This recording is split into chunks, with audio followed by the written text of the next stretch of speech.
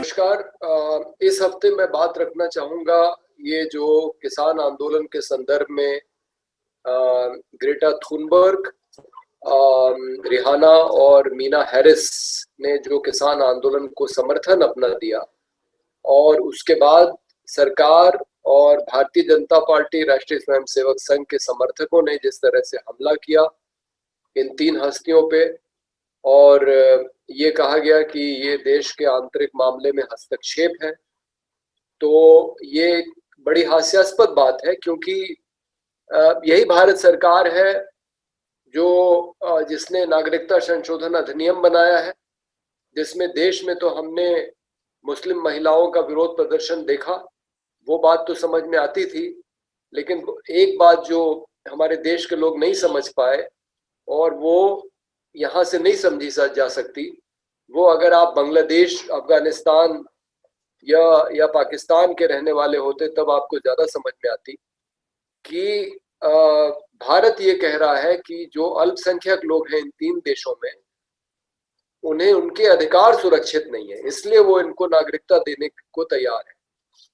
ये कुछ इस तरह से हो गया कि अगर कल चीन उठ के ये कहे कि भारत में जो हिंदू धर्म को छोड़ के दूसरे धर्म को मानने वाले लोग हैं, अगर वो आना चाहें तो वो चीन के नागरिक बन सकते हैं, तो ये एक तरीके से दूसरे देशों को उनकी बदनामी है। बांग्लादेश में इस बात को बहुत बुरा माना गया कि आप कह रहे हैं कि बांग्लादेश में जो हिंदू या जो दूसरे ईसाई दूसरे लोग हैं वो वहाँ सुरक्षित नहीं है। और हमारी सरकार ने 2015 को नेपाल का संविधान बना, उसमें सीधे हस्तक्षेप करने की कोशिश की। नेपाल की सरकार ने जब नहीं माना तो हमने उसकी आर्थिक नाकेबंदी की। नेपाल में जो उत्तर प्रदेश, बिहार से जो सामान जाता था उसको रोकने की कोशिश की। हालांकि सरकार ने कहा कि वो भारत नहीं कर रहा है, वो नेपाल के अंदर जो मधेसी लोग हैं वो कर रहे हैं, लेकिन कुल मिला के मधेसी लोगों को भारत का समर्थन प्राप्त था और इसकी वजह से नेपाल में भी भारत की बहुत किरकिरी हुई। तो भारत का इतिहास दिखाता है कि खास करके जब से नरेंद्र मोदी प्रधानमंत्री बने हैं, हमने कई देशों के मामलों में, ये छोटे मोटे जो गरीब देश हैं वहां तो हस्तक्षेप किया ही है। हमारे प्रधानमंत्री तो अमेरिका में जाके डोनाल्ड ट्रंप के साथ सभा में उनका चुनाव प्रचार भी कराए कि अब की बार ट्रंप सरकार। तो ये सरकार अगर किसी पे ये आक्षेप लगाती है कि वो देश में आंतरिक हस्तक्षेप कर रहे हैं, तो ये तो बात बहुत हास्यास्पद है। और खास करके जब किसानों का मानवाधिकार हनन हो रहा है, किसान आंदोलन कर रहा है, 2 महीने से सड़क पे बैठा है, उसकी बात नहीं सुनी जा रही है, तो इसमें बिल्कुल जायज है कि अगर देश में बात सुनी नहीं जा रही है तो देश के बाहर के लोग इसके बारे में बोले। आखिर पाकिस्तान में जब हिंदुओं का, ईसाइयों का मानवाधिकार हनन होता है तो भारत बोलता है। प्रधानमंत्री ने खुद बलूचिस्तान में जो वहां के नागरिकों का मानवाधिकार हनन होता है उस पर बोला है। तो इसी तरह से ग्रेटा ने और रिहाना ने, मीना हैरिस ने जो कहा वो बिल्कुल जायज बात है। अंत संयुक्त राष्ट्र संघ की एक इकाई है संयुक्त राष्ट्र मानवाधिकार संघ, वो भी दुनिया में कहीं भी मानवाधिकार हनन होता है तो उस पर बात करती है। और ग्रेटा की बात इसलिए महत्वपूर्ण है क्योंकि ग्रेटा जलवायु परिवर्तन के आंदोलन से जुड़ी हुई है।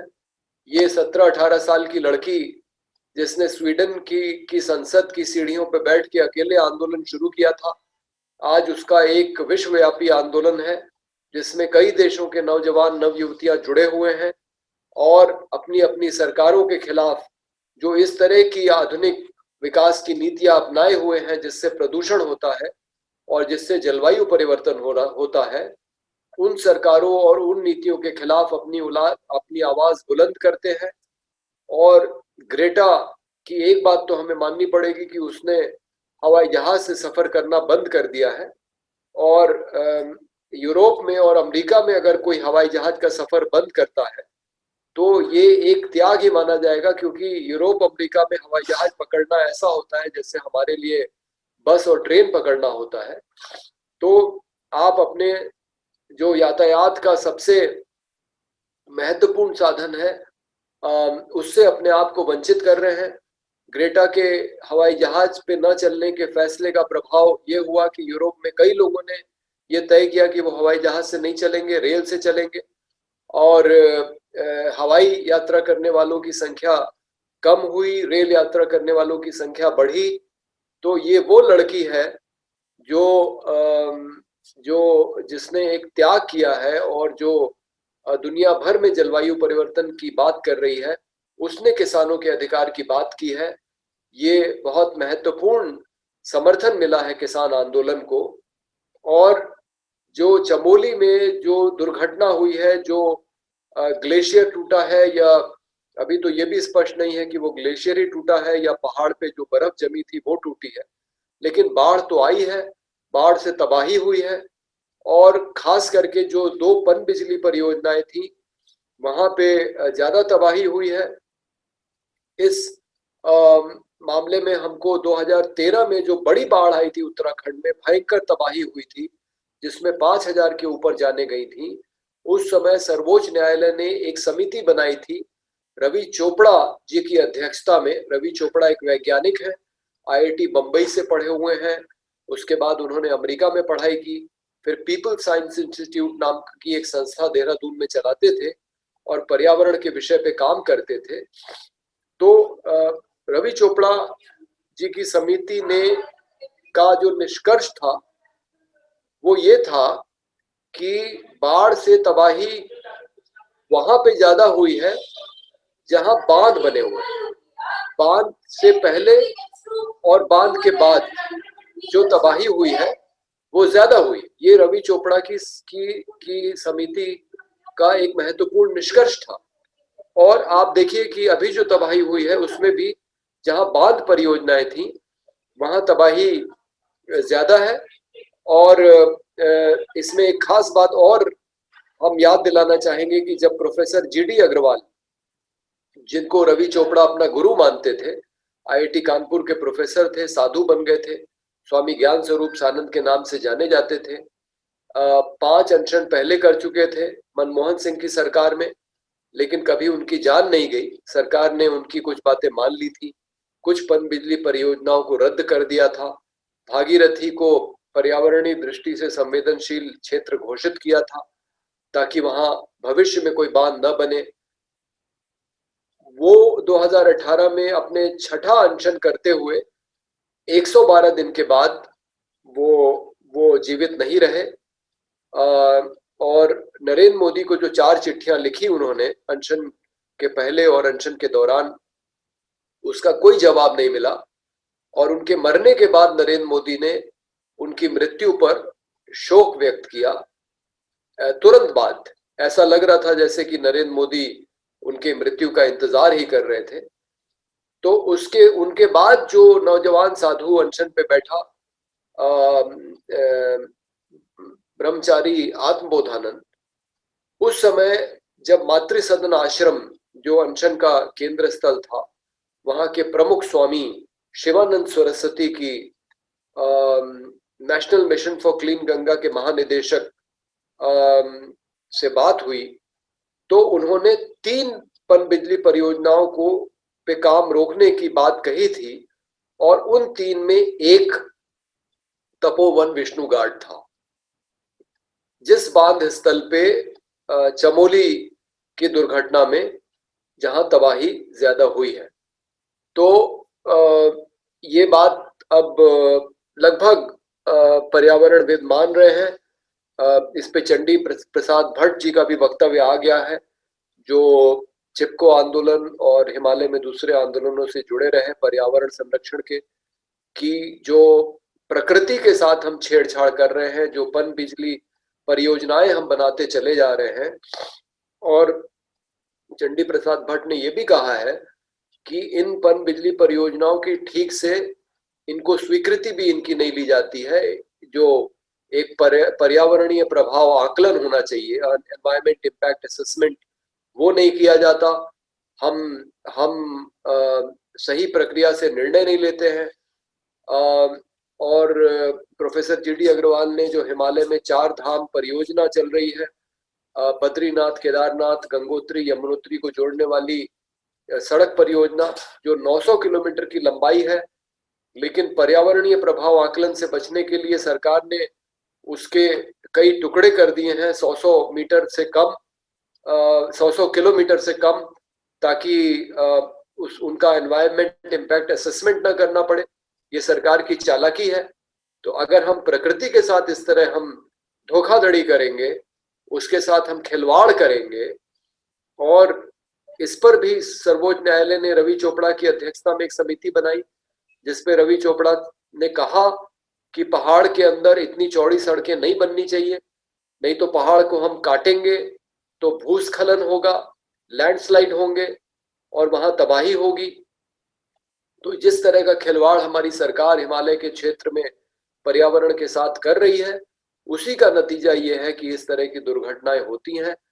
और ये एक तरीके से प्रकृति का संदेश है कि ग्रेटा थुनबर्ग जो बातें कह रही है उस पे हमको ध्यान देना पड़ेगा, चाहे वो उसकी जलवायु परिवर्तन की बात हो और चाहे वो हमारे किसान आंदोलन पे कर रही है। वो एक समझदार लड़की है और वो चीजों को समझती है।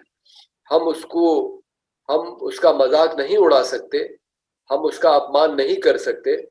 सरकार को ये बात समझ में आनी चाहिए। और ये एक अच्छा संदेश मुझे लगता है प्रकृति ने दिया है हमारी अहंकारी सरकार को कि पर्यावरण के साथ जो वो खिलवाड़ कर रही है, और जो ग्रेटा थुनबर्ग जो पर्यावरण को बचाने के लिए एक अंतर्राष्ट्रीय स्तर पे आंदोलन चला रही है, हम उसका अपमान करते हैं। और ग्रेटा थुनबर्ग को किसान आंदोलन पे बोलने का बिल्कुल अधिकार है, क्योंकि किसानी भी कहीं ना कहीं पर्यावरण से जुड़ा मसला है। पराली जलाने को लेके बहुत चिंता है इस देश में। और एक कानून, 3 कानूनों के अलावा 2 और कानून थे जो जिसपे किसानों को आपत्ति थी, वो फिलहाल वापस लेने की बात हुई है। उसमें एक पराली जलाने पे 1 करोड़ रुपए तक के जुर्माने वाला कानून था। ये कितना हास्यास्पद है कि कभी भी इतना बड़ा जुर्माना किसी उद्योग पे नहीं लगा, मोटर गाड़ी चलाने वालों पे नहीं लगा जिनसे इतना बड़ा प्रदूषण होता है, और हम किसानों पे इतना बड़ा जुर्माना लगाने को तैयार हैं। तो पराली की समस्या हो या जो 3 कानून आए हैं जिनका किसान विरोध कर रहे हैं और ग्रेटा थुनबर्ग किसानों का समर्थन कर रही हैं, तो ये किसानी, खेती किसानी का कॉर्पोरेटीकरण करेंगे। और जब खेती किसानी का कॉर्पोरेटीकरण होगा तो निश्चित है कि प्रदूषण बढ़ेगा, क्योंकि उद्योग से हमेशा प्रदूषण बढ़ता है और उससे पर्यावरण, जलवायु परिवर्तन की समस्या और जटिल होगी। तो ये इन सारी चीजों का आपस में ताल्लुक है, ये बात हमको समझनी चाहिए। ग्रेटा थुनबर्ग पूरी पृथ्वी के जलवायु परिवर्तन के खिलाफ बात कर रही हैं, और खेती किसानी अगर उससे जुड़ा हुआ मुद्दा है तो उस पर उनको बिल्कुल बात करने का अधिकार है। और ये तो बल्कि हमको उनका धन्यवाद देना चाहिए कि उन्होंने इस मामले में हस्तक्षेप किया है और ये जो बड़ी समस्या है उसी ओर इशारा किया है। लेकिन हमारी सरकार चूंकि उनको नहीं सुनना चाहती थी, इसलिए एक तरीके से प्रकृति ने संदेश दिया है। और अब अगर हम अब भी इस पे ध्यान नहीं देंगे, एक तो जो पर्यावरण के साथ हम खिलवाड़ कर रहे हैं और दूसरा जो किसानों के साथ हम मजाक कर रहे हैं, हम उनकी बात मानने को तैयार नहीं है, तो इसके नतीजे बहुत बुरे होंगे। न सिर्फ सरकार के लिए, सरकार तो आती जाती रहती है, लेकिन इस देश के किसानों के लिए, इस देश के आम इंसानों के लिए, और हमारा जो पर्यावरण है उसके लिए भी परिणाम बुरे होंगे। तो यदि हम चाहते हैं कि हमारा जीवन अच्छी तरह से चले, हमारा पर्यावरण सुरक्षित रहे, और हमारा जो तालमेल है पर्यावरण के साथ वो बना रहे, तो ये जरूरी है कि हम ग्रेटा थुनबर्ग की बात को सुने, किसानों की बात को सुने, और जो किसानों के हित में है वो करें। किसानों के विरोध में जाके कॉरपोरेट को फायदा पहुंचाने वाला काम न करें। मोदी जी ने कल ये कहा है कि इस देश में आंदोलन जीवी है, जो आंदोलन पे ही जिंदा रहते हैं, इनका काम है आंदोलन करना। तो अभी मैं एक बहस में हिस्सा ले रहा था, उसमें किसी ने सही कहा कि अगर किसान आंदोलन जीवी है तो मोदी जी कॉरपोरेट जीवी है, क्योंकि ये सबको मालूम है कि मोदी जी का काम बिना अडानी अंबानी के नहीं चलने वाला है। तो अब कौन इसमें से ज्यादा खराब है, ये बात तो आप ही तय करेंगे। आज के लिए बस इतना ही। धन्यवाद।